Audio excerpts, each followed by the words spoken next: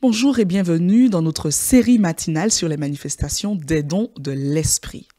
Avant de commencer, une fois de plus, prenez votre boisson chaude ou froide en fonction des goûts et plaisirs, puis installez-vous confortablement et plongeons ensemble nos regards sur la manière dont les dons de l'Esprit Saint peuvent se manifester et enrichir notre quotidien.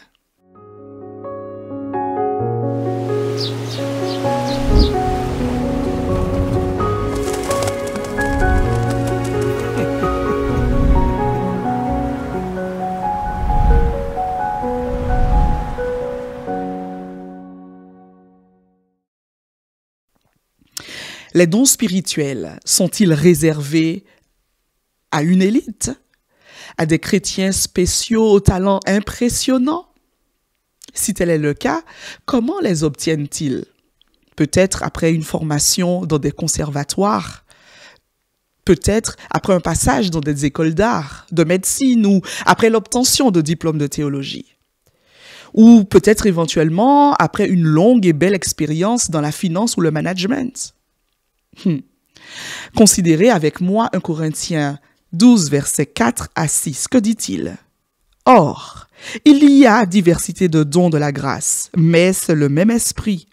Diversité de services, mais c'est le même Seigneur. Diversité d'opérations, mais c'est le même Dieu qui opère tout en tous.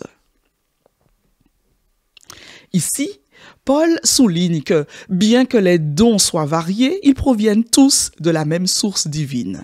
Il existe différents dons spirituels, chacun ayant une fonction unique, et ces dons sont des manifestations de la grâce de Dieu.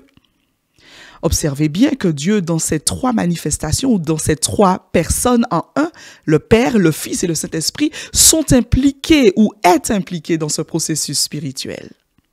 Tous ces dons proviennent du même Esprit Saint, soulignant l'unité dans la diversité. Il y a différentes manières de servir dans l'Église, chacun ayant un rôle spécifique. Pour autant, c'est Jésus-Christ, le Seigneur de tous ces services, et c'est lui qui les inspire et les dirige. Et puis, troisièmement, les actions et les manifestations des dons peuvent varier, mais elles sont toutes des œuvres de Dieu, et c'est Dieu le Père qui est à l'origine de toutes ces opérations, et il travaille à travers chaque croyant pour accomplir ses desseins.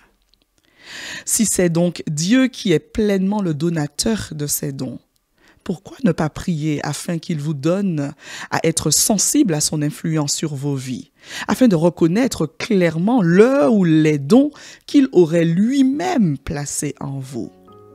Soyez bénis.